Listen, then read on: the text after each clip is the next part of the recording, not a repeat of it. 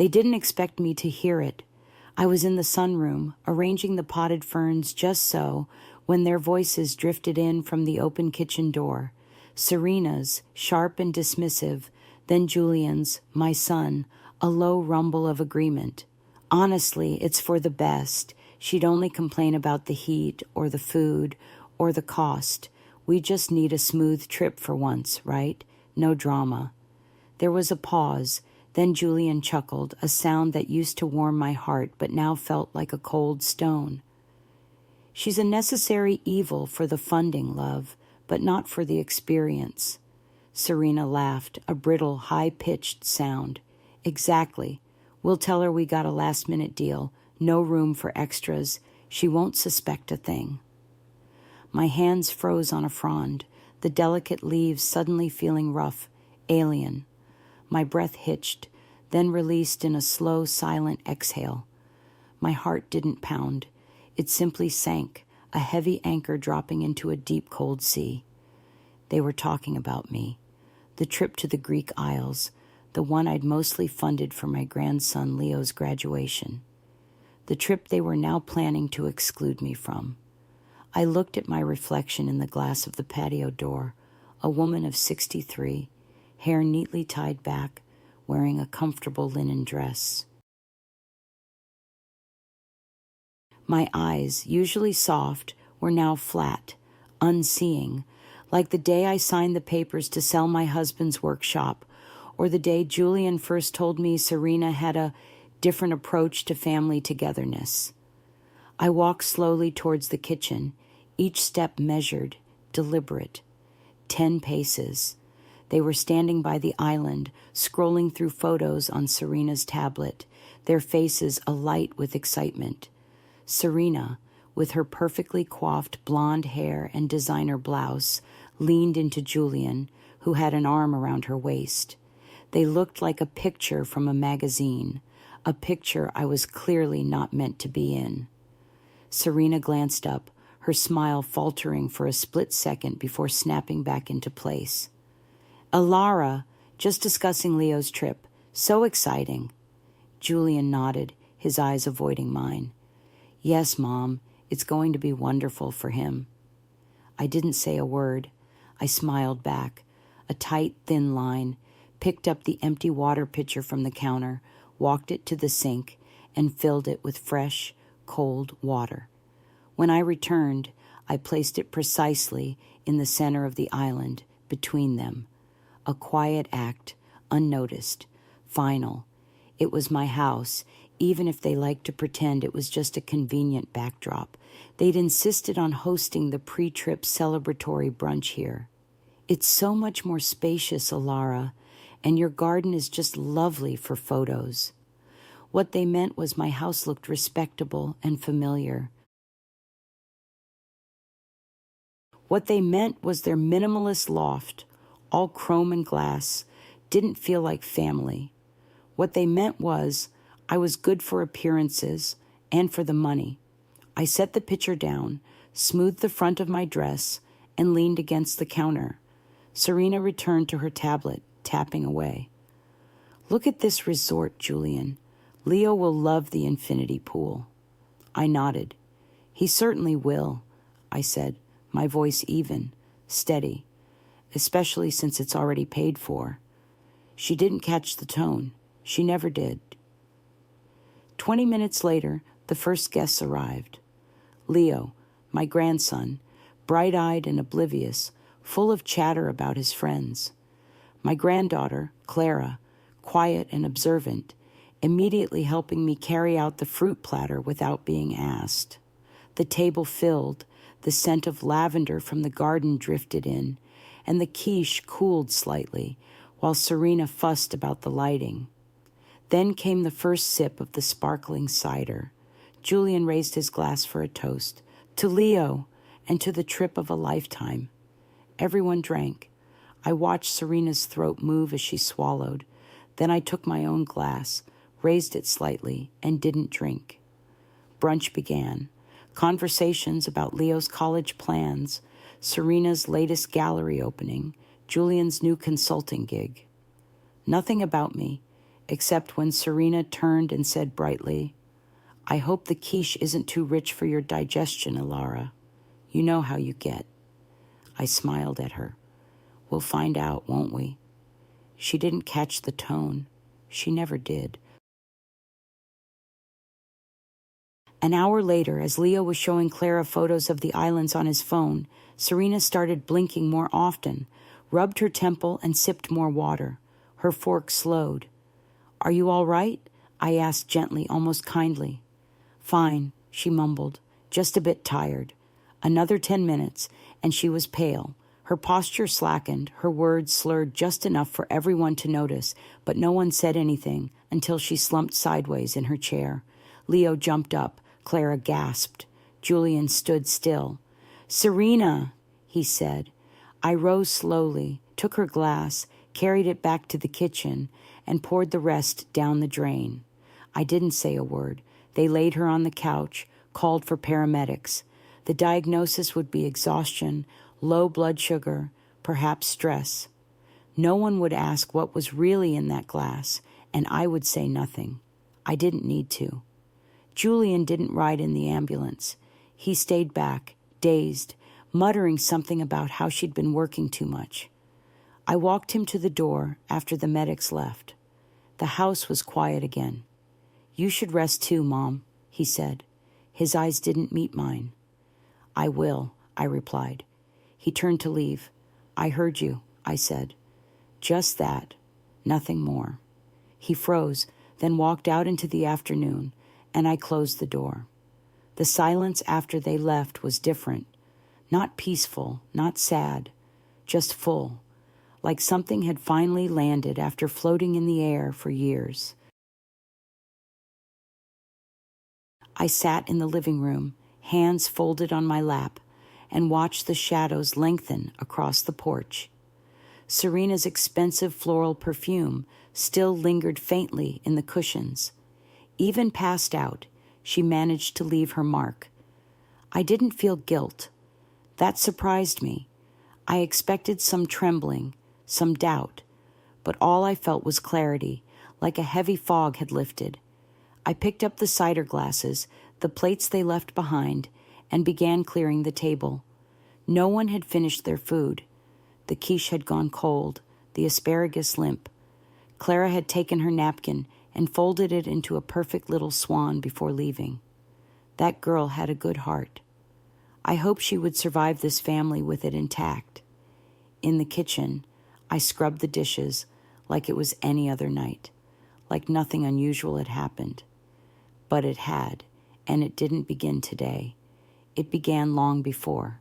Years ago, I would have laughed at the idea of such a thing, that my son's wife would try to drug me just to keep me quiet during a family brunch. But then again, years ago, I used to believe that kindness alone built family.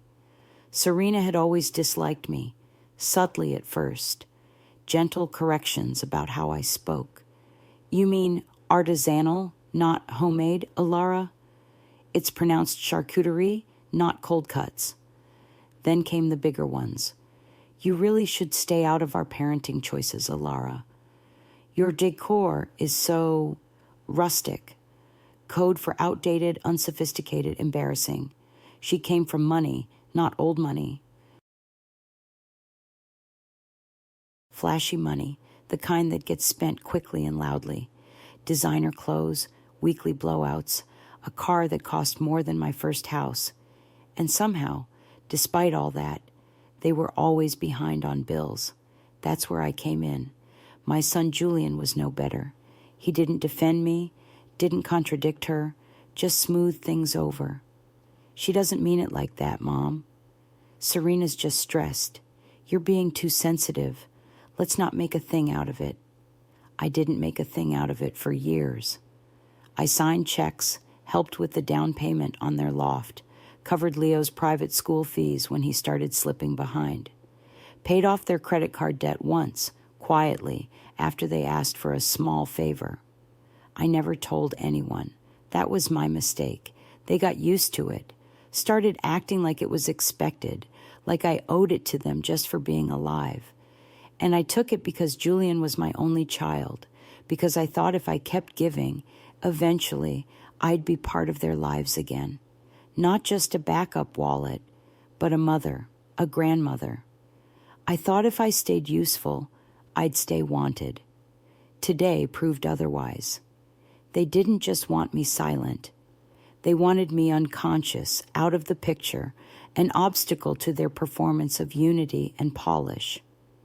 I washed Serena's cider glass last, watched the soap run down the stem, the rim where her lipstick had left a faint mark. I rinsed it carefully, set it on the rack to dry. Then I wiped down the counters, turned off the kitchen light, and went to bed. I didn't sleep. My mind replayed their conversation in loops. Her voice, confident, careless, talking about me like I was a pet to be tranquilized. I used to say nothing. When they left me off the family vacation photos, when they told the neighbors that Alara was just a friend helping out with errands, when I offered a suggestion and got a patronizing smile in return, I swallowed it all. Not anymore. In the morning, I dressed without rush. Same routine. Soft slacks, a comfortable blouse, a silver pendant my husband gave me before he passed. I made tea, sat by the window. The hydrangeas needed pruning, but I let them be. Today wasn't for that. My phone buzzed around 9:17 a.m. A message from Clara. "Grandma, is everything okay? That was so weird yesterday. Dad said Serena fainted because she hadn't slept, but I don't know. She looked strange. You okay?" I smiled. Bless that girl. I replied, "I'm perfectly fine, sweetheart. Thank you for checking. And yes, something was strange." I didn't say more. Not yet. She deserved the truth, but not in a text message. I would talk to her soon. When it was time, I spent the morning reviewing my bank statements. 3 accounts, 1 savings, 1 checking, and 1 I hadn't touched in over a year. My name on every document and Julian's on several. I had forgotten how many payments I'd automated in their name. Cell phones, car insurance, Leo's tuition, Serena's gallery rent, a subscription box I'd never used. It was all there in black and white. They used my money to build their life, and now they'd tried to erase me from it. I closed the laptop gently and called the bank. The voice on the other end of the line was young, chipper, too bright for 9:30 in the morning. "Good morning, Ms. Vance. This is Chloe at Sterling Trust. How can I assist you today?" I paused before answering. My hand rested on the notepad beside the phone where I'd scribbled every recurring payment I could remember. My handwriting looked steadier than I felt. "Yes, hello. I need to review some authorizations on my accounts, and I'd like to suspend a number of automatic transfers, possibly all of them." There was a beat of silence. "Of course, Ms. Vance, I can assist with that. May I verify your identity first?" We went through the standard dance, last 4 digits of my Social Security, the name of my late husband, the answer to a security question I'd forgotten I'd even set. "Perfect," she said finally. "I see you have 3 active accounts with us. There are currently 72 automatic transactions scheduled. Would you like to cancel specific ones or suspend everything for now?" "Everything," I said. My voice didn't shake. I'd half expected it to, but it came out clear and steady. I almost didn't recognize it. "All right," Chloe replied, now more serious. "I'm initiating a suspension of all scheduled payments effective immediately. They'll be paused until we receive further instructions from you in writing or in person." I thanked her, hung up, and stared at the phone. So, that's how it starts, I thought. Not with a bang, not with a confrontation, just a quiet call to a cheerful stranger, a flip of a switch in some system, and now the bloodline of their finances, their real dependency, was cut off. By lunch, the first text came in. It was from Julian. "Hey, did something happen with the phone plan? Mine's not working." I didn't answer. Let him wonder. I made myself a sandwich. Nothing fancy, just turkey and Swiss.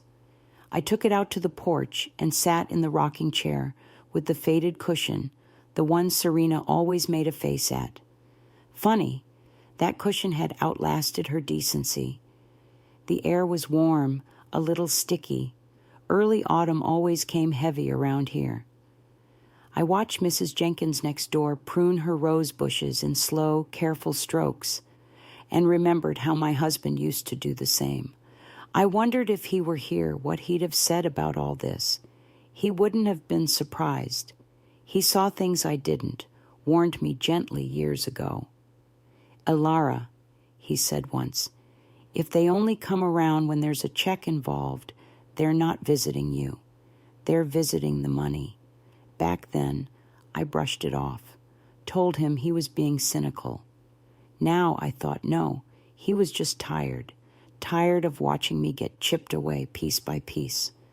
Around 2, the doorbell rang. I knew before I opened it who it was. Julian. His shirt was wrinkled, unusual for him. His hair hadn't been combed. He looked like a man who'd been chasing an explanation all morning and still hadn't found one. "Mom," he said, stepping inside before I could say yes or no, "I need to ask you something." I didn't invite him to sit. He stood in the living room, glancing around like he was looking for something. Maybe he was. "Did you talk to the bank?" I did. "Why?" He said it like it was a real question, like it was unexpected. "You know why," I said simply. His face changed, then flickered through irritation, confusion, something else I couldn't name. Then it settled into that careful, measured expression he used when dealing with clients. He folded his hands together. "Mom, Serena's been under a lot of stress lately. She didn't mean anything by what she said. It was just poor wording.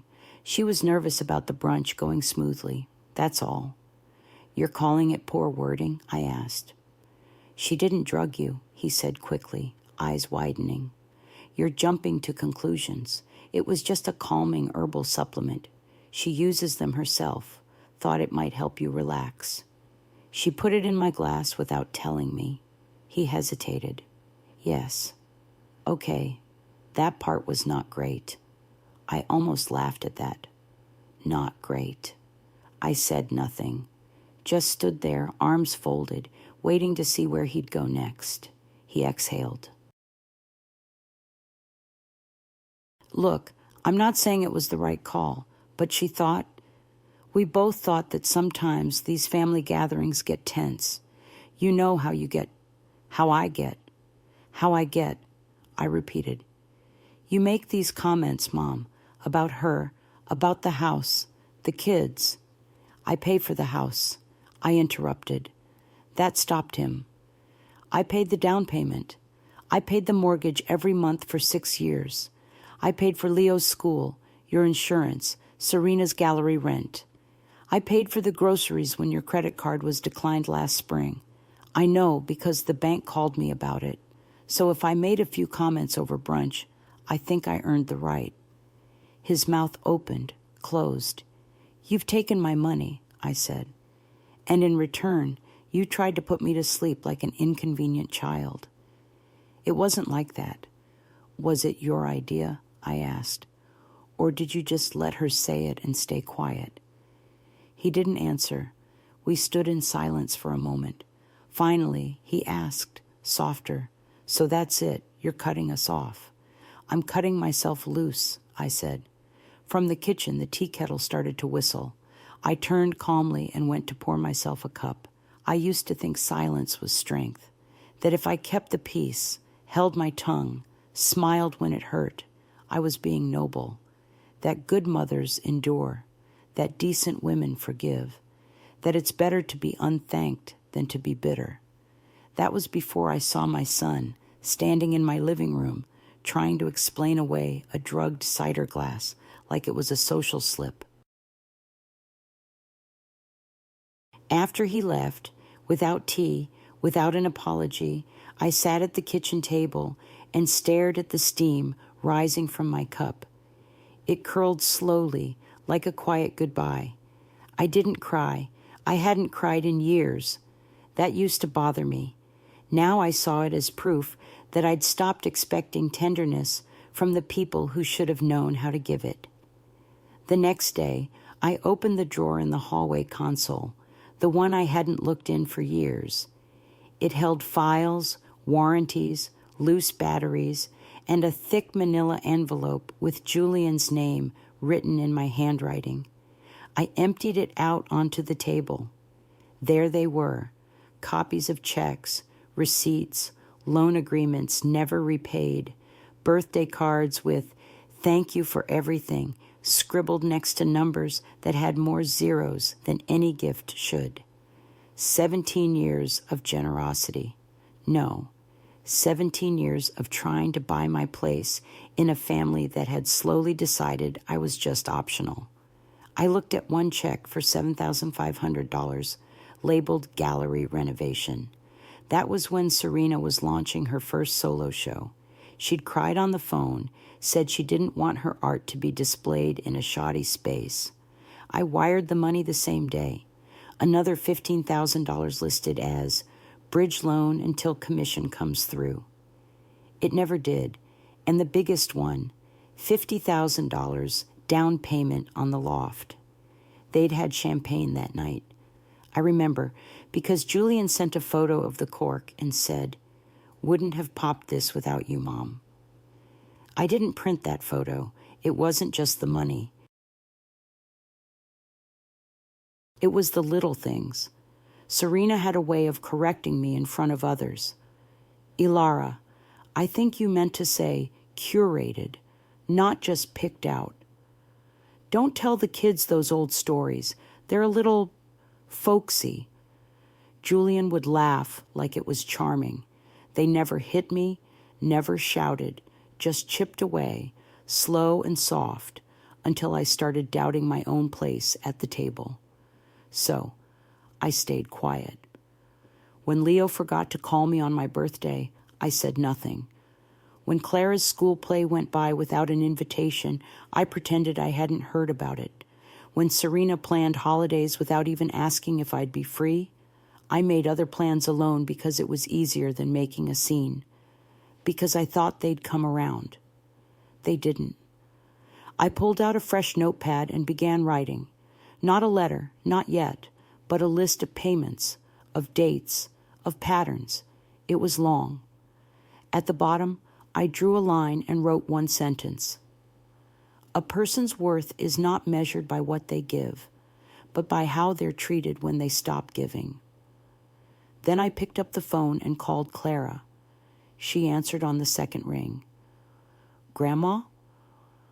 Her voice was bright, cautious, like she wasn't sure if I'd be angry. That hurt more than anything. "Hi, sweetheart," I said. "You asked me yesterday if everything was okay." "Yeah, you seem different." "I need to tell you something," I said, "but not over the phone. Can you come by after school?" "Of course," she said immediately. "Do you want me to bring anything?" "Just yourself." She came that afternoon, walked in like she always did, quietly, respectfully, with her backpack slung over one shoulder and that little frown she got when she was thinking hard. We sat at the kitchen table. I didn't offer snacks. I didn't ask about school. I just told her the truth, about the glass, about what I heard, about what I did. She didn't speak for a long time. Then she said, "She's been weird with you for years." That surprised me. "I noticed it when I was 10, she said. "I remember you gave me a scarf, and she said it wasn't my color, and Dad just let her." I nodded slowly. Clara looked at me, then down at her hands. "Are you okay?" "I am now," I said. "I'm sorry." "You don't need to be. You didn't do any of it." She took a breath, then asked, "What happens now?" I'm not sure, I said, but it's going to be different. She didn't push, just reached across the table and squeezed my hand. That night, I wrote a letter, not to Julian, not yet, to my lawyer. I asked for an appointment, and I slept well for the first time in months. The law office smelled like old wood and copy paper, that sterile sort of calm that makes you sit up straighter, even if no one asks you to. I hadn't been there in years, not since I updated my will after my husband died. Back then, I'd left everything to Julian, because who else was there? Now, I was here for a different reason. The receptionist recognized me. She smiled politely, offered tea. I declined. Ms. Vance, Mr. Albright will see you now, she said a few minutes later. Richard Albright was nearing 70 himself, thin, sharp-eyed, hands as still as a surgeon's. He'd drawn up my first will back when Julian was still in high school. We'd been acquaintances for decades, not friends, but familiar in the way small-town professionals often become. Alara, he said warmly, rising as I entered. It's been a while. Too long, I said, shaking his hand. I need to make some changes. He nodded and gestured to the chair across from his desk. Tell me what you're thinking.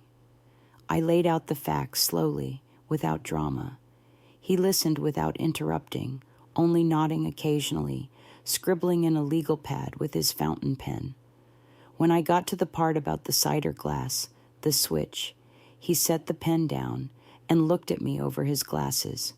Do you want to press charges? He asked quietly. No, I said. He didn't ask why. Instead, he opened a file drawer and pulled out my last will. Flipped to the second page. Currently, Julian is the sole beneficiary. You're still listed as executor, and you designated him power of attorney if you become incapacitated. Do you want to remove him from all of that? Yes, and replace him with my granddaughter Clara. He didn't blink, just made a note. I'd also like to create a trust, I said, a separate account, protected for Clara's education, housing, her future, something no one else can touch. Not her parents, not her brother, not me. Once it's set, Richard raised an eyebrow. That can be done. I'd suggest a revocable living trust with a named successor trustee, preferably someone outside the family. I nodded. Can you be that person? He smiled faintly. Happy to, but I'll need to verify with her first that she understands what's being offered. She doesn't know yet, I said, not the details. She will soon, he replied, and began drawing up the paperwork. It took 2 hours, signing, initialing, reviewing clause after clause. I felt no hesitation, just a calm sense of direction, like I was finally walking the path I should have taken years ago. When it was done, I felt lighter, not euphoric, just unburdened. Outside, the sun had shifted westward. The light was different, softer. I stopped by the bakery on the way home and bought a lemon poppy seed muffin, Clara's favorite. It felt like the right thing to have waiting. The next morning, Julian called. I didn't pick up. A few minutes later, a message came through. I just got a notification from the mortgage company. Payment bounced. What's going on? Can you call me back? I stared at the screen, then set the phone down and went to water my plants.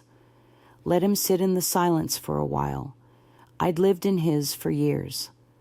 Later that afternoon, Clara came by again. This time she had a stack of school papers with her and a worried look in her eyes. I think Dad's starting to freak out, she said, dropping into the kitchen chair. I poured her some iced tea. He should have thought about that before letting Serena put drugs in a cider glass, I said calmly. Clara winced. He says it wasn't like that. I know what I heard. I believe you. I sat across from her and slid the muffin across the table. Lemon poppy seed. I remembered. She smiled. That same soft, grateful smile I used to get from Julian when he was a boy, when I made his favorite grilled cheese, before the distance, before the expectations. I made a decision, I said. I changed my will. Her eyes widened. You what? I took your father out, removed him as beneficiary, as executor, as power of attorney. I named you instead. Me? Yes, you, and I set up a trust for your future. She sat back, stunned. Grandma, I don't know what to say. You don't need to say anything, I said. Just promise me something. Don't ever let people take your kindness as permission. Clara nodded. Her eyes were glassy. I didn't do this to punish them, I said. I did it because I want what I built to go to someone who sees me, not just what I can give. I do see you, she whispered. I reached across the table and squeezed her hand, and for the first time in a very long time, I felt like someone's mother again, not because of what I could provide, but because I was finally being heard. The first bill notice arrived 3 days later.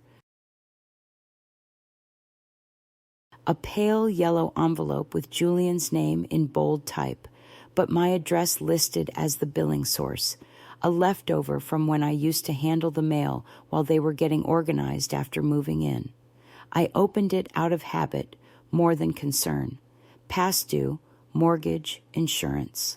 One bounced, one suspended. I set the letter on the counter and made myself tea. It wasn't my problem anymore. Later that afternoon, the bank called to confirm the final closure of all recurring transfers. A pleasant woman named Denise read the list back to me. Cell plans, utilities, tuition support, 2 gym memberships, and something labeled Executive Essentials Monthly. I didn't even want to know what that one was. All canceled, she said. Would you like printed copies for your records? Yes, please, I said. And could you send them to my attorney as well, Richard Albright? Absolutely. That was that. No ceremony, just a phone call and a quiet eraser of financial strings I had tied myself up in for nearly 2 decades. The silence after felt whole. I didn't realize how much noise I'd been living with. Not just the literal noise of texts, calls, requests, but the mental weight, the invisible math of being generous, of calculating what wouldn't cause a fight, what would earn me just enough inclusion to not feel erased. They used to make it sound like I was doing it all out of obligation. You're always so generous, Mom, Julian would say with that gentle tone that now felt like sandpaper. You've always loved to help. Yes, I had, but I'd also learned to mistake help for currency, a trade for a place at the table. Not anymore.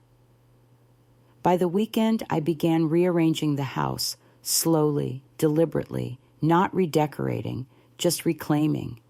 I took down the stiff gray curtains Serena once insisted were more modern. I put the floral ones back up, the ones she rolled her eyes at. I liked them. They reminded me of mornings when my husband was alive, making coffee while I tied back the sashes. I packed up a shelf of gifts they'd given me over the years, mostly things that came with passive-aggressive notes. A book on updating your look, a blender I never used, a necklace too bold for my taste. I put them in a box, labeled it donation, and set it by the door. I was clearing space, literally and otherwise. Monday, Clara came over again after school. She found me sitting on the floor in the living room, surrounded by old photo albums. I hadn't looked at them in years. It had always felt too heavy. She sat beside me without asking. I found some, I said, holding up a page with Julian at 6, beaming next to a sandcastle. Clara smiled. He looks like Leo. I nodded. He used to laugh so loud people turned around in restaurants. Clara traced the edge of the photo. What happened? I shook my head. I don't know the exact day it changed. It wasn't dramatic, just slow. He got older, got smarter, met Serena. Things started getting small between us, tighter, like he was shrinking away from who we were. He shouldn't have let her treat you like that, Clara said quietly. No, I agreed. But I let it happen too. I wanted peace more than I wanted truth. We flipped a few more pages. Birthdays, holidays. One picture of me holding baby Clara in a hospital chair, my eyes puffy from crying. I remembered that day. She'd come early. Julian had panicked. I held her all night while Serena slept. Clara looked at it for a long time. I don't remember that, she said. You were just a few hours old. She hesitated. Do you ever think about cutting him off completely, like not talking to him at all? I think about it, I said, but I'm not sure it's about punishment anymore. It's about peace. If he can be in my life without demanding anything from me, I'm open to that. But I won't pay for love anymore. That chapter's over. Clara didn't say anything, just leaned her head lightly against my shoulder. After she left, I got a call from a blocked number. I let it ring, then I listened to the voicemail. Serena. Her voice sounded strained, forced, too sweet by half. Alara, I think we should talk. There's been some misunderstandings. Julian told me you've been feeling hurt. That's really unfortunate. I think we could all benefit from clearing the air. Maybe we could do lunch. I replayed the message once, just to hear the way she said unfortunate, as if my feelings were a scheduling conflict. I didn't call back. Not because I was angry, but because I knew what that lunch would be. A performance, an apology laced with conditions, a plea for restoring balance. What she really wanted was access to me, to my money, to my silence. She could keep waiting. That evening, I sat by the window with a blanket and watched the sun dip behind the trees. The porch light clicked on automatically, a soft yellow halo over the chair I'd reclaimed, the one with the faded cushion. And for the first time in years, I wasn't waiting for a call. I wasn't hoping to be included. I wasn't adjusting myself to fit inside someone else's version of family. I was simply home, and it was enough. The first message from Leo came the next morning. It was short, stiff, polite, like he was writing to a teacher he didn't really like. Hey, Grandma, Dad said you're mad at everyone. Just wanted to say, I hope you're okay. I stared at it for a while. The words weren't cruel, but they weren't curious either. No question, no real concern. Just a vague hope that whatever disruption I'd caused would resolve itself and the machinery would keep running smoothly. He'd always been like that, hands off, a nice boy, but trained early to keep a safe distance from discomfort. I didn't answer. An hour later, Clara called. Leo just texted me, she said. He said you're mad at everyone. I'm not mad, I replied. I'm done. There was a silence on the line, then a soft laugh. Good, she said. Clara had been checking in every day now, not out of obligation, but just being there. Sometimes she came over, sometimes she called.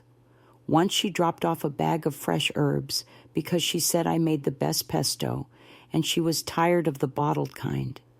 I didn't realize how thirsty I'd been for that kind of attention. Simple, quiet, undemanding. That same afternoon, another message came in, this one from Julian. Can we talk? Not about money, just talk. I didn't reply. Instead, I turned off the phone and went out to the garden. The weeds had gotten bold while I was busy handling everyone else's life. I dug in with my hands, pulled root after root, clearing space for air and sun. It felt good, honest, messy, real. That evening, I baked bread. the house filled with warmth and the smell of something rising. I didn't realize how much I'd missed that, the slow miracle of flour and water becoming something alive again. I sat by the window with a slice, still warm, no butter, just salt. The porch light flicked on. I didn't look at my phone. When it rang again after dark, I let it go to voicemail. This time, the voice was Serena's mother. That one surprised me. Alara, this is Eleanor. I know things have been tense lately, but I wanted to say I never meant for you to feel excluded. I assumed Julian and Serena were involving you in the planning. If I had known, she paused. Well, I just wanted to reach out. For what it's worth, I always admired how you carried yourself. I didn't know what to make of that. Maybe she meant it. Maybe she just heard about the canceled payments. Either way, it didn't change anything. The next day, the florist delivered a bouquet of white roses. No note, just a typed card. Thinking of you. I snorted. There wasn't a rose in the world that could undo what had been done. I gave the flowers to Mrs. Jenkins next door. Her cat had died last week. At least she'd appreciate them. Later that week, I made an appointment at the credit union, not the same bank Julian used. I wanted a clean break. A young woman helped me set up a separate account, one for Clara's trust and one just for me, my name only. No shared access, no co-signers, no just in case. When she asked if I wanted to link any family members for emergency contact, I shook my head. I've already had that emergency, I said. I handled it. Back home, I found a handwritten letter in my mailbox. Clara. She'd written me a real letter on lined paper. Her handwriting was neat, loopy, like mine had once been. She wrote about how things felt strange at home, how Julian was quieter than usual, how Serena pretended nothing had happened, how Leo kept asking if I was coming over for Sunday dinner. They don't get it, she wrote. They think you're being dramatic or difficult, but I see what's happening. You're setting a line, and I respect it. Then one sentence I read twice. You taught me how to bake, but now you're teaching me how to have a backbone. I folded the letter and placed it in the drawer where I kept my husband's watch, an old church program, and the only photo I still displayed of Julian as a boy. The next day, I walked to the post office and bought a box of stationery.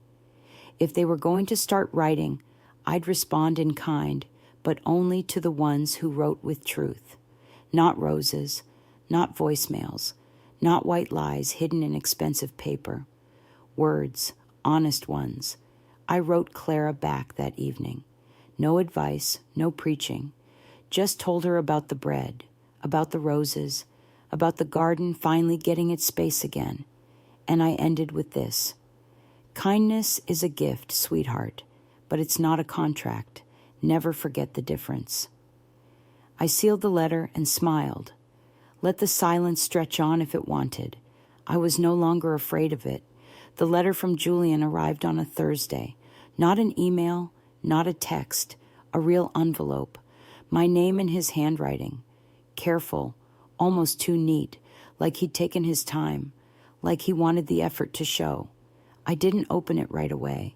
I let it sit on the table while I boiled water for tea, sorted the laundry, refolded the kitchen towels.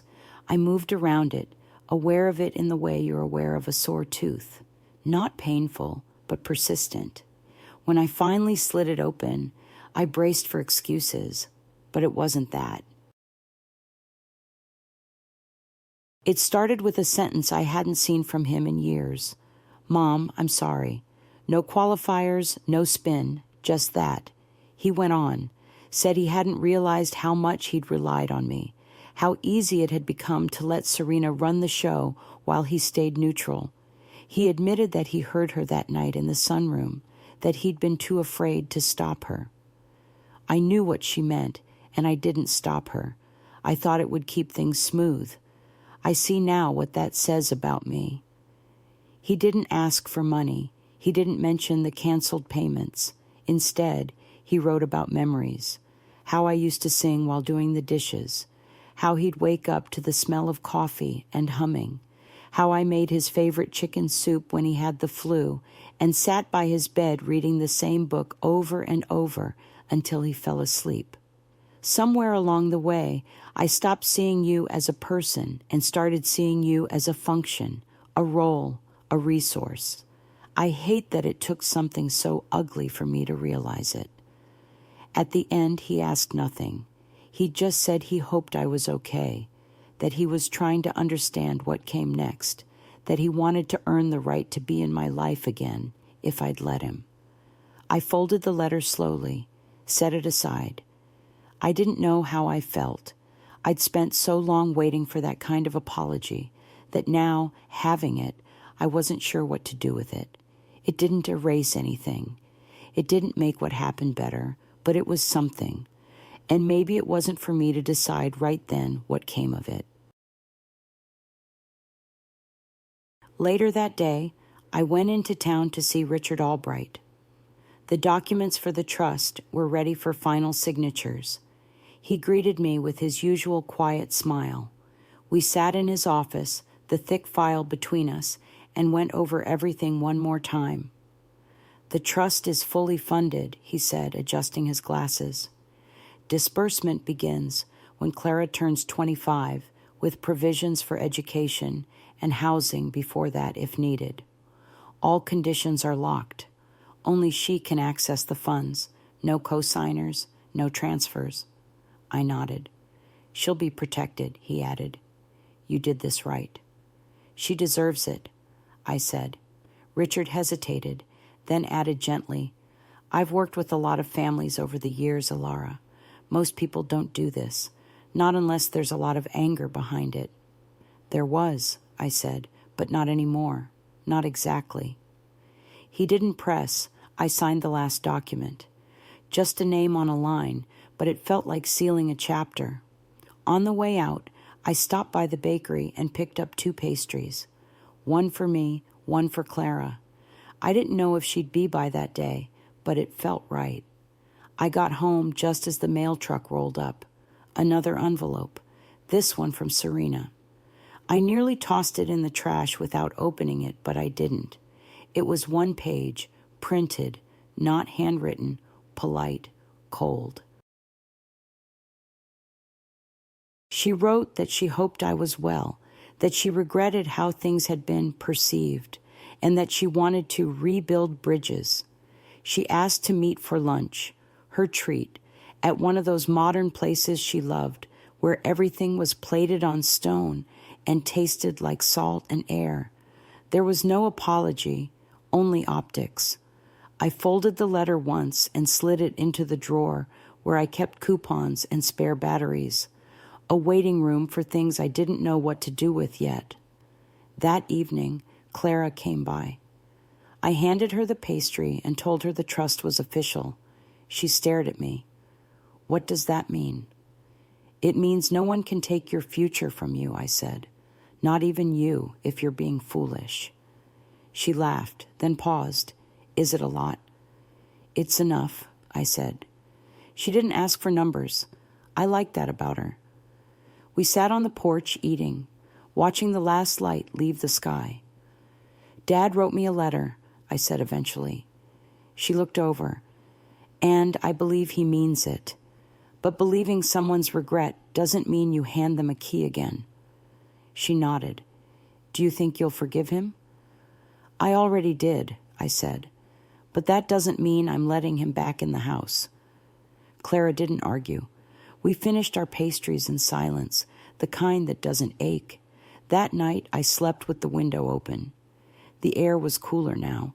September was shifting toward fall, the kind of fall I liked, not artisanal, not curated, just plain honest weather. I woke up once around midnight and stood by the window. The street was empty. No cars, no footsteps, just the hum of quiet houses. Mine no longer felt like a waiting room. It felt like a home again. I wasn't expecting them to show up at my door. Not like that. It was late afternoon, the kind of day where the air hangs heavy and still just before a storm. I'd been out in the backyard pulling weeds from the far corner of the garden, the one no one ever helped me with, when I heard the car. I knew the engine before I saw it. Julian's sedan, always a little too clean, always parked, just a little too straight. I stood up, wiped my hands on my pants, and watched them get out, both of them. Julian looked tired, older than I remembered, but it was Serena who caught my eye. Dressed down, hair pulled back, no makeup, which was rare for her. She always presented herself like she expected a camera to appear at any moment. But today she looked normal, small almost. I didn't move. Julian lifted a hand in a little wave. "Mom," he said, "can we talk?" I didn't answer, just turned and walked toward the porch. If they wanted a conversation, they could have it on my ground. They followed me up the steps like children, unsure if they were still in trouble. I didn't offer chairs, didn't invite them in. Serena spoke first. "I know I'm probably the last person you want to see." "You're not wrong," I said. She swallowed. "I came to say something, and not just because of the money, though I'd be lying if I said we weren't affected." I waited. She glanced at Julian, who gave her a small nod. "I'm sorry," she said, "for everything. The brunch, the glass. I shouldn't have done that. I was trying to control a situation that wasn't mine to control. It was selfish and wrong." Her voice was flat, practiced, not robotic, but careful, like someone trying to walk across ice without slipping. I didn't speak. "I wasn't raised to ask for help," she continued, "and when you kept giving it, money, time, space, I told myself it was just your way of being. I didn't think about what it cost you. I didn't want to." Still, I said nothing. Julian stepped forward. "We came because we know we can't undo it, but we don't want to pretend anymore." I don't. I looked at them both for a long time. Then I said, "I've already forgiven you." They blinked. "But forgiveness doesn't come with a seat at my table. Not yet." Julian nodded slowly. "I understand." Serena, to her credit, didn't argue. "I spent a long time thinking I could earn love with usefulness," I said, "that if I just stayed helpful, no one would throw me away." They shifted, uncomfortable. "I'm not angry anymore," I added, "but I'm not available either." That seemed to land. Julian looked down. "Is there anything we can do?" I thought about that. "You can stop trying to manage the narrative. Don't tell the kids I'm being difficult. Don't play the victim. Just say the truth. I set boundaries you didn't like." He nodded. "And," I added, "you can live with the consequences. If money is tight, figure it out. You're grown people. You have jobs, a house, a car I helped you buy.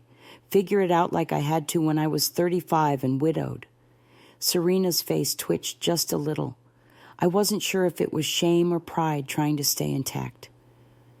"That's fair," Julian said quietly.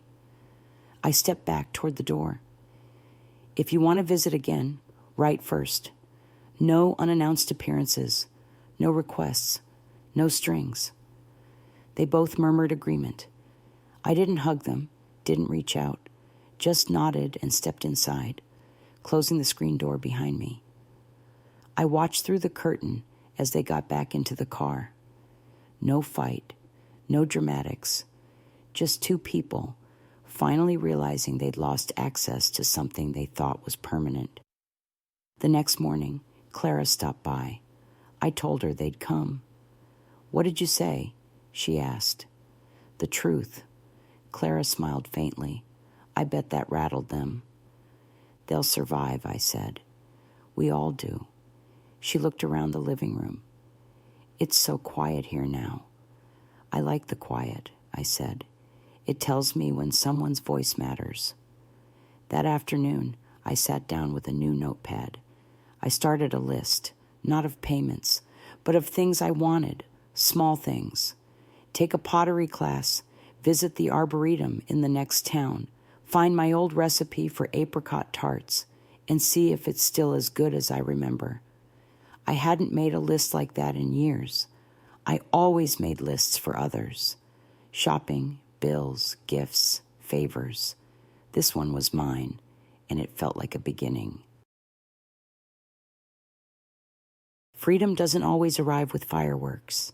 Sometimes it creeps in slowly, like light under a closed door. That's how it felt the morning after they came. I woke up before the sun. No alarm, no reason, just eyes open, body rested.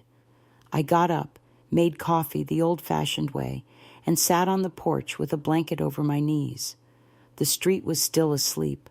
No cars, no sprinklers, no barking dogs, just stillness, and me in it. Not as an intruder, not as a prop, but as the owner of my own time. I watched the light grow inch by inch across the yard. Pale at first, then gold. The kind of morning you notice more when you're not distracted by what others need from you. I wasn't weak. I was patient. That's the part no one understood. They thought my silence meant agreement, that my quiet was consent. But it wasn't. It was endurance. It was a long-held breath. And now I was exhaling, finally, fully. After breakfast, I cleaned out the hallway closet, not out of necessity, just because I wanted the space. I found coats that didn't fit, board games no one played, a pair of shoes Julian gave me years ago that pinched my toes but looked appropriate for formal events. Into the donation bag they went. I kept one thing, though, an old sweater with fraying sleeves, my husband's. It still smelled faintly of cedar and something warm I could never name. I held it for a moment, then folded it neatly and set it on the bed. Some things you keep not for function, but for memory. Around noon, Clara called. "You sound good," she said, halfway surprised. "I feel good. Did they say anything after they left?" "No," I said, "and that's just fine. I didn't need follow-ups. I didn't need explanations. They'd had their moment. I'd had mine. The rest would take care of itself, or it wouldn't. That part wasn't up to me anymore." After we hung up, I drove to the nursery, bought herbs for the garden, basil, thyme, lavender, simple things. But I'd neglected that corner of my life for too long. I wanted to grow something that didn't require apology. Back home, I spent the afternoon planting, hands in the dirt, sun on my back, the kind of quiet work that makes you forget you ever worried about things like bank statements or strained smiles over quiche. The phone rang once, Julian again. I let it go to voicemail. He didn't leave a message this time. That, I decided, was progress. Later, I opened the drawer where I'd kept his letter, reread it. Still honest, still painful, but less sharp now, like a wound that had scabbed over. I put it back, then picked up the letter Clara wrote and read that again, too. I found myself smiling at the line about the backbone. She was growing one, too, and that mattered more than anything else. That night, I cooked for myself, not leftovers, not something frozen, real food, fresh pasta with roasted vegetables and a little too much olive oil. I ate it slowly at the table with music playing low from the kitchen radio. No one interrupted. No one asked for seconds. No one picked at the food or said it was a bit heavy. Just me eating, living. It struck me mid-bite how rare that had become. For years, I'd been a provider, a buffer, a quiet shadow in the background of someone else's life, the dependable one, the helper, the bank. Now I was just a woman with a plate of pasta, a glass of wine, and a house that no longer echoed with quiet resentment. I thought back to that afternoon, the brunch, the glass, the slow collapse of pretense. I remembered Serena's face just before she slumped, and Julian's panic and my own calm. How still I'd been, not vengeful, not angry, just done. Some people need drama to end a story. I needed stillness. That was my exit and my return. I went to bed early that night, not out of exhaustion, but because I could, because no one needed me to stay up to answer questions or transfer money or listen to complaints about other people's choices. Because peace, when it finally comes, asks nothing of you except presence. And I was fully present for once in my own life. When I turned off the light, I thought to myself, almost absently, they thought I was weak, but I was patient, and I was right. 2 weeks passed without a word. No texts, no visits, no apologies wrapped in flowers, or guilt disguised as concern, and it was the most peace I'd had in years. I spent the time doing small things, things I used to rush through or put off. I repainted the back door, organized the pantry, even stitched a tear in the living room curtain I'd ignored for nearly a decade. Not because any of it mattered really, but because it was mine to tend to without supervision, without commentary, without being told there was a better way to do it. That was the difference. I wasn't being watched anymore. When you live with people, or even just near them, who think they know better than you, everything becomes performative. Every choice you make is up for quiet debate. Even silence starts to feel like judgment. But now, the quiet felt like breath. One morning, I made pancakes just for myself.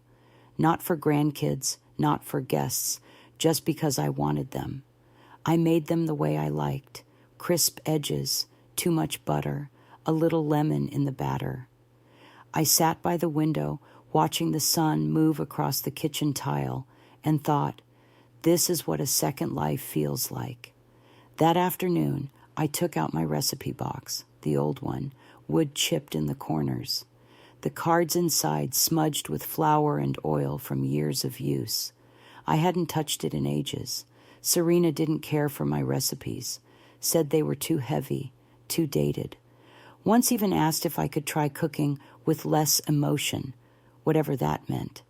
But Clara had asked me once years ago if I'd write them all down for her someday. So I began, one card at a time. Not just the ingredients, the stories too. Where the recipe came from, who loved it most, when it was usually made. Not for anyone's approval, just so that someday someone would open this box and hear my voice in their kitchen. That evening, Clara called. They're quiet, she said, meaning her parents. Good, I replied. I think they're waiting to see if you'll come around. I laughed softly. Let them wait. She was quiet for a moment. Then you're really not angry anymore, are you? No, I said. Anger's a fire. It needs oxygen. I stopped feeding it. What's left? Space, I said, and silence, and peace. She liked that. We talked a little longer about school, her friends, the new book she was reading. No heavy subjects, just a real conversation, one that didn't circle back to guilt or negotiation. After we hung up, I found myself thinking about legacy. Not the money, not the house, not even the trust, but the feeling I was leaving behind. What would they remember? Would they say I was kind, strong, distant, cold, maybe all of it? But I hoped most of all they'd remember I stopped letting myself be used, that I found the line where giving becomes losing, and I stepped back.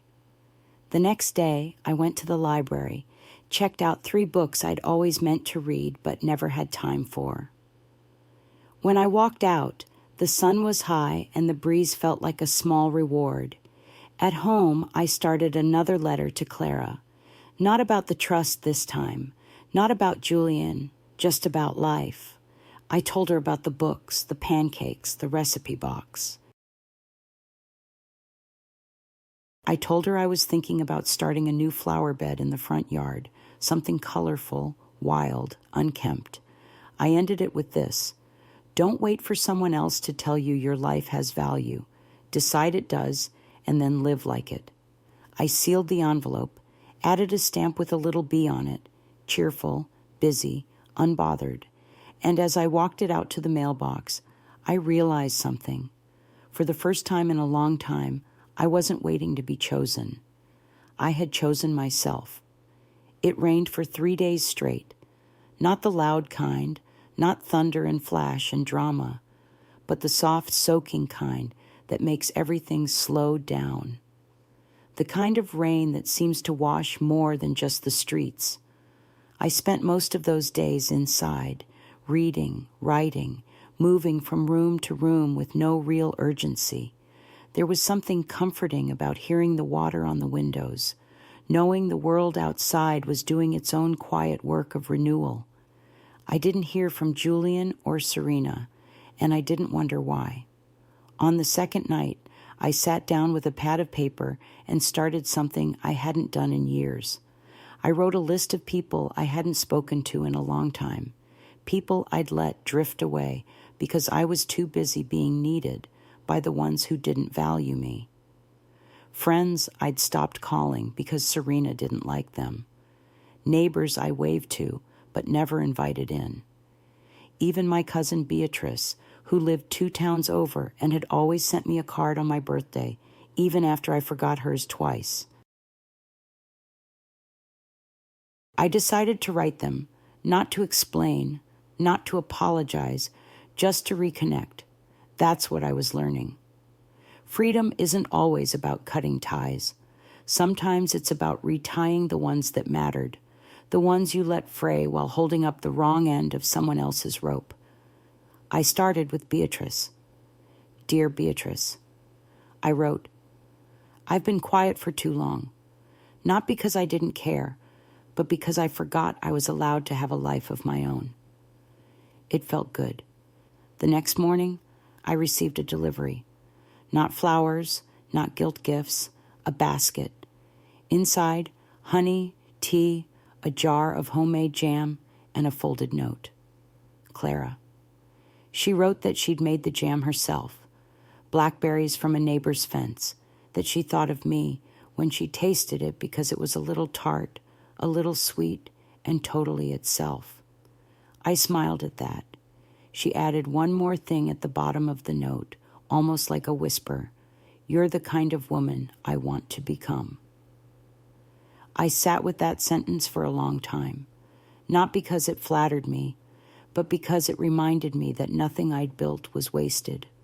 Not the meals, not the patience, not even the mistakes. It had reached someone. It had shaped someone. And that mattered. That same day, I finally opened the drawer with Serena's letter, the one I tucked away weeks ago.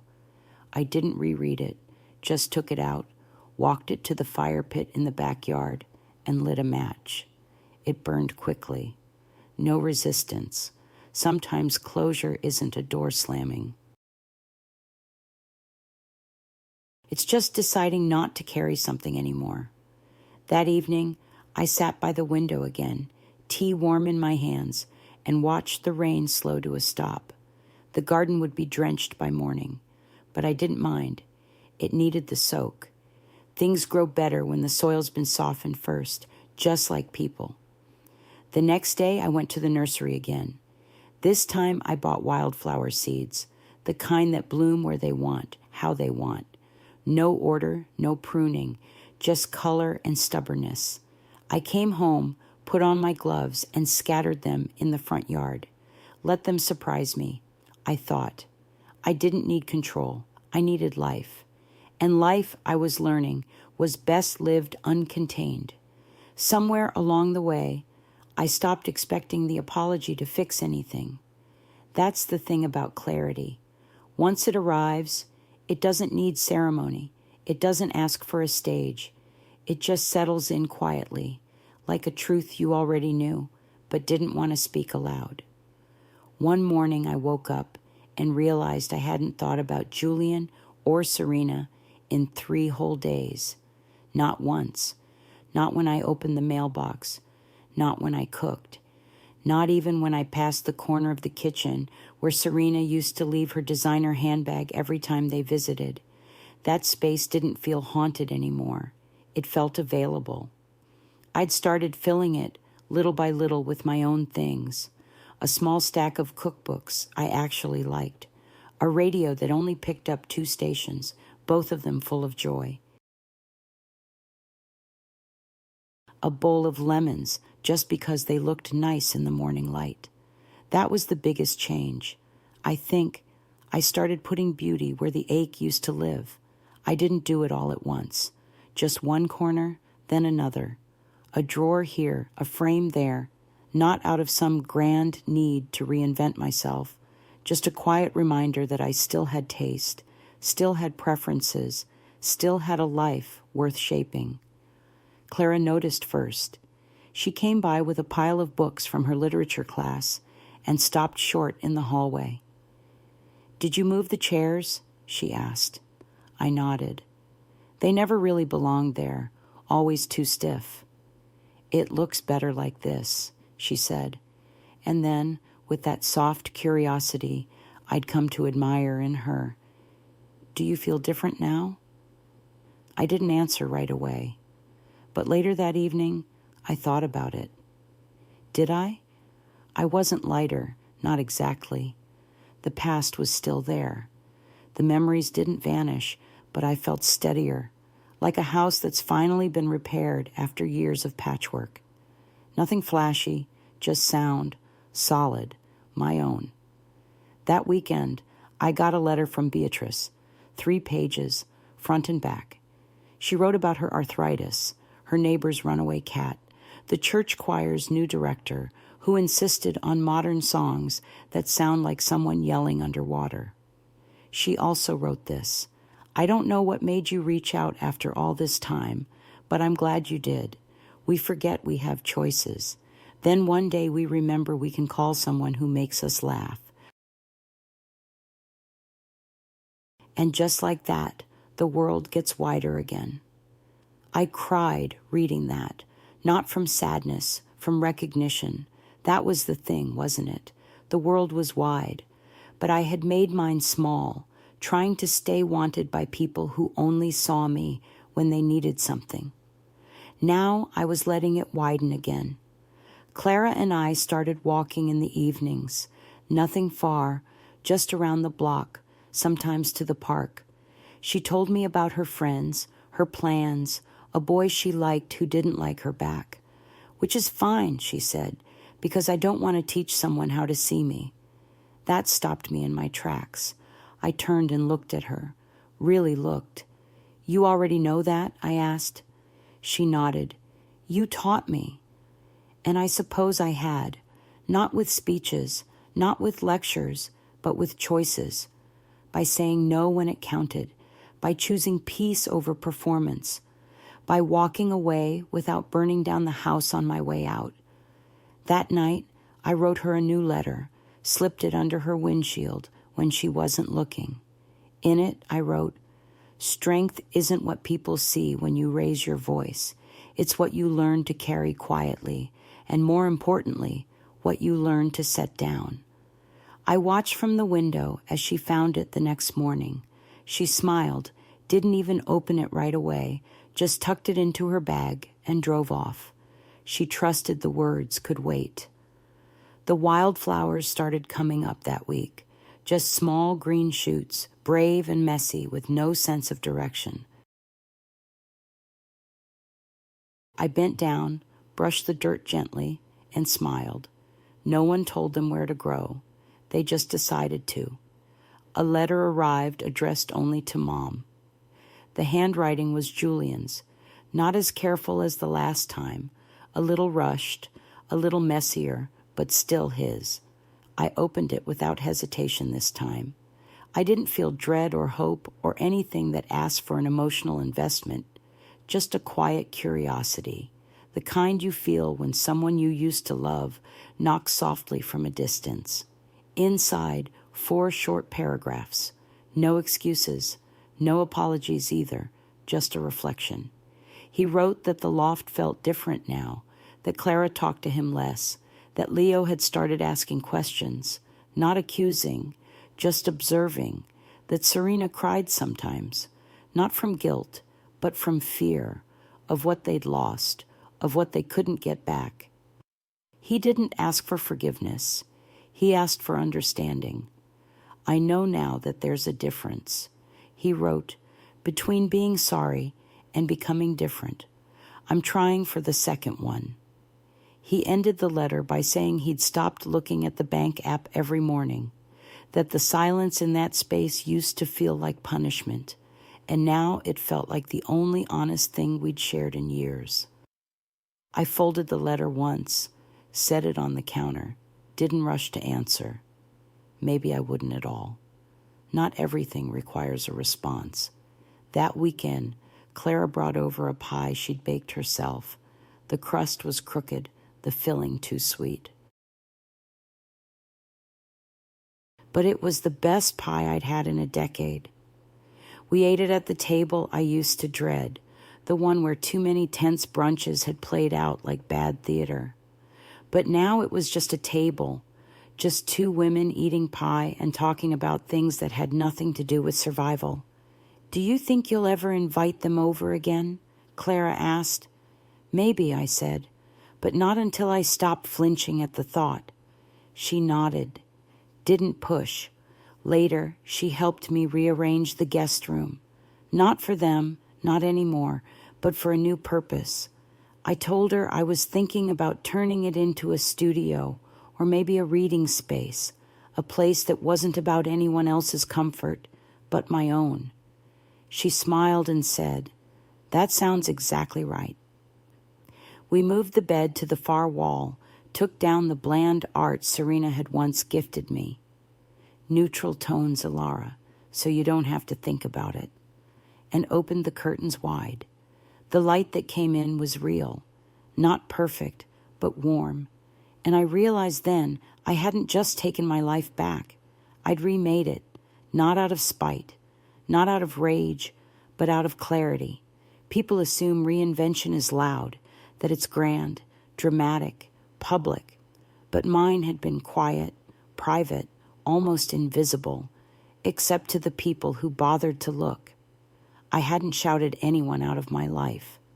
I'd simply stopped holding the door open for those who kept wiping their feet on the welcome mat.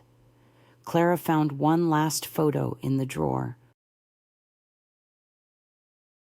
An old Polaroid of me and Julian years ago, both of us laughing at something out of frame. I was holding him by the shoulders, and he was looking up at me like I could fix anything. She held it up. You want to keep this? I looked at it. Yes, I said, but not in the hallway. Where then? In the studio, in a drawer. For me, not for show. Clara understood. She always did. That night, I sat with a piece of paper in front of me, blank, clean. I wasn't sure if I would write Julian back, but I knew this much. Whatever came next would be on my terms, not because I was punishing him, but because I'd finally learned how to protect peace like a precious thing, because it is. It didn't end with a grand gesture. No tears, no reunion, no last-minute apologies under rain-soaked skies. Life rarely gives you that kind of symmetry. It ended, or maybe continued, with a choice I made in silence. I mailed the photo back, the one Clara found. Me and Julian laughing in a time that now felt distant, but still real. I didn't include a note, just the picture in a plain envelope addressed in my handwriting, the way I used to label his lunchbox in 2nd grade. Let him decide what it meant. That was the thing about healing. It wasn't about getting even. It wasn't about being understood. It was about being able to stand in your own house, look around and say, this is mine. No one else gets to rewrite it. Clara helped me finish the studio. We painted the walls a soft sage green. Not trendy, not tasteful, just warm. I ordered a second-hand armchair, the kind that swallows you whole when you sit down with a book. We strung lights around the window and bought a rug that didn't match anything else in the house. And for the first time in years, I looked at a room and saw something that reflected me. Not the version I showed at dinner tables or in polite conversations. Me. That quiet space became my favorite part of the day. I'd go in, close the door, and sit. Sometimes I read, sometimes I sketched, sometimes I did nothing at all, just existed in a place that didn't demand anything from me. The wildflowers bloomed, not all at once, not in a perfect pattern, but steadily. A riot of color right there in the front yard where anyone walking by could see. People noticed. Neighbors I barely knew complimented the flowers. A few left notes in the mailbox. One woman even asked if she could take a picture. Of course, I said. They're not private, just unbothered. Clara laughed when I told her that. That's you now, she said, unbothered. Maybe she was right. The truth is, I didn't become someone new. I just stopped shrinking inside someone else's comfort. I'm not angry anymore. I'm not bitter. Those words don't fit me, but I'm not available either. Not for manipulation, not for performance, not for being softened just to be tolerated. I love my son. I always will, but I won't be his lesson anymore. That's his work. Now, as for Serena, I don't hate her. I don't think about her much at all. She lives in a different world, one I'm no longer applying to enter. Clara comes by often, not because she has to, because she wants to. We talk, we eat, we plant things, we tell the truth. She told me she's thinking of moving away after college, not to escape, but to grow. She said she wants to build a life where she never has to shrink herself to keep someone close. I told her I'd visit. She smiled and said, I'll hold you to that. And I hope she does. The house is quiet again, but it's not lonely.